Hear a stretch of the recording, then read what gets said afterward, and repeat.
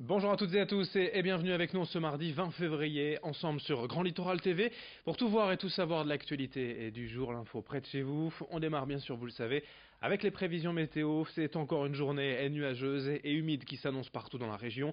On n'échappera pas aux pluies ce mardi sur le littoral, l'amélioration est tout de même prévue par l'Est en fin de journée, le retour d'un temps sec en fin d'après-midi sur le littoral, et puis du soleil annoncé, de belles journées pour le reste de la semaine. Encore un peu de patience, aujourd'hui donc un temps humide et maussade, des températures de saison, 5 degrés pour les maximales de Dunkerque à Boulogne. On en reparle avec les prévisions complètes après ce journal. L'information à la une d'abord en ce mardi, c'est le début du procès du corbeau de l'Institut Callot de Berck. Depuis plusieurs mois, l'établissement de santé recevait des messages d'insultes et de menaces. La responsable a finalement été interpellée la semaine dernière et a reconnu les faits.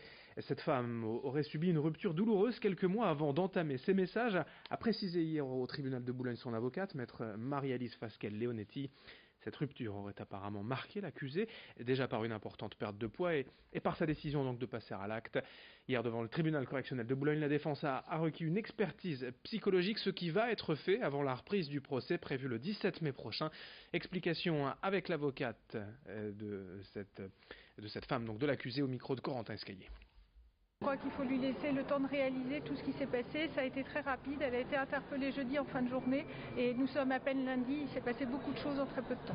Donc c'est très bien, on aura le temps d'ici le 17 mai de préparer sa défense utilement. Le renvoi est nécessaire parce qu'il n'y a pas suffisamment d'éléments dans le dossier pour déterminer les raisons pour lesquelles madame a agi de la sorte. C'est forcément difficile pour elle, une chose à la fois. On va attendre le 17 mai avec des expertises et on en saura davantage sur les raisons qui l'ont incité à faire cela. Dans l'actualité également, la colère des syndicats de cheminots suite aux récentes annonces du gouvernement les concernant. Et il y a trois raisons. D'abord, sur le plan national, l'État veut donc supprimer le statut de cheminot qui octroie notamment la retraite à 50 ans pour les conducteurs et à 55 ans pour les travailleurs sédentaires.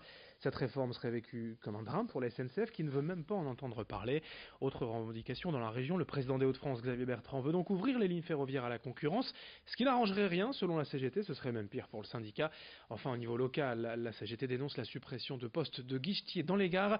Explication quant à ce statut de cheminot que les syndicats veulent à tout prix défendre au micro de Xavier Silly.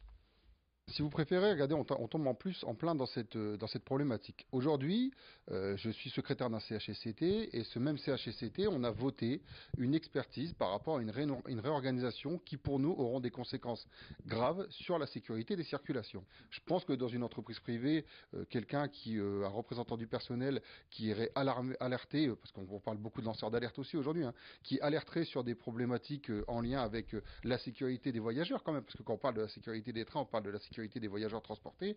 Je pense que cette même personne, elle aurait des craintes à avoir sur son emploi et sur son devenir dans l'entreprise. Aujourd'hui, moi, la garantie avec le statut qu'on a, c'est avant tout la possibilité de dire attention, stop, il y a danger, et on vous alerte sur ce qui se fait, et on alerte aussi tous les pouvoirs publics qui puissent vous contraindre à garantir la sécurité de ces voyageurs. Face à ces revendications, la CGT appelle donc à la mobilisation des cheminots. Une journée de grève est d'ores et déjà prévue le 22 mars prochain. On en reparlera. On enchaîne dans ce journal avec l'info en bref. Ce drame ce week-end à Dunkerque, un jeune homme de 21 ans est mort samedi midi à l'hôpital après une mauvaise chute survenue la veille au soir dans un parc de trampoline à Petite-Sainte. La victime se serait gravement blessée à la réception d'un seau dans un bassin pourtant rempli de blocs de mousse.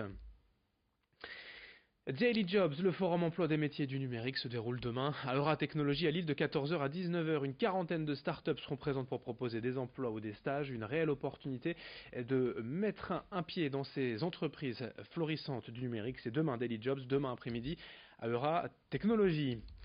En sport, en football, l'USLD s'est séparé de son entraîneur Didier Santini hier matin, en cause la défaite du week-end dernier face à Béziers, un club qui n'avait plus gagné le moindre match depuis septembre. Ça a été, selon le président, la goutte d'eau qui a fait déborder le vase, mais le mal était certainement plus profond, avec un climat étrange au sein du club selon les observateurs ces dernières semaines, et un comportement des joueurs durant le carnaval qui n'aurait pas plu aux dirigeants dunkerquois. C'est Benjamin Ritlewski, son adjoint, qui le remplacera, secondé par l'entraîneur des moins de 19 ans, Frédéric Bazir. Didier Santini, lui encore sous contrat avec le club, occupera un autre poste. On écoute en tout cas le président de l'USLD, Jean-Pierre Soirnec, au micro de Corentin Escaillé. Ce qu'il est difficile d'accepter, c'est de perdre des matchs contre des équipes qui ne nous sont pas supérieures. C'est ça qui est difficile d'accepter. Je peux concevoir, très honnêtement, hein, je suis très honnête avec vous, je peux concevoir de perte contre Pau. On n'a pas mis un pied devant l'autre, ils étaient 15 fois meilleurs que nous. Dans le jeu, dans l'envie, dans le calme, dans la sérénité, dans la façon dont ils se sont exprimés, ils étaient meilleurs que nous. Je peux concevoir ça. De perdre contre certaines équipes qui sont venues à Tribu et qui n'ont strictement rien démontré sur le terrain et à qui on a donné le match parce que ce sont sur des erreurs, nos erreurs, que les équipes adverses viennent gagner à Tribu. Quelque part, c'est intolérable. Et puis en Ligue 2, hier soir, notez la belle victoire 2-1 à l'arraché du RC Lens à Quevilly. Rouen longtemps mené à 1-0. Les Lensois se sont battus jusqu'au bout et ont marqué dans le temps additionnel pour amener une victoire précieuse, lancée 14e de Ligue 2. On termine avec la musique et la chronique hebdomadaire d'Emma Carlier de la Radio Métropolis. On va parler aujourd'hui d'une cérémonie de remise des prix du côté du Royaume-Uni.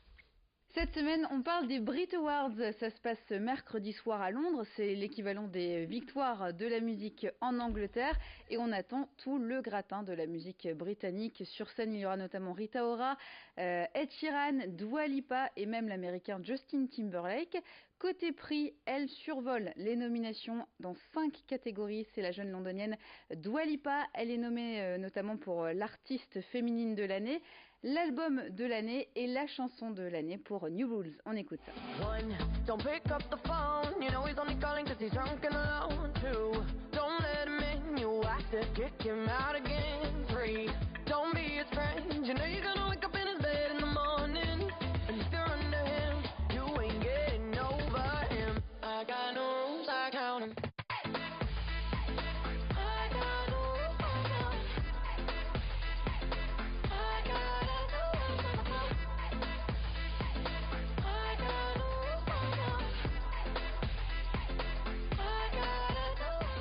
Juste derrière 4 nominations pour Ed Sheeran, il est en lice notamment pour l'artiste masculin de l'année aux côtés de Rag & Bone Man et les ex One Direction qui font tous une carrière solo.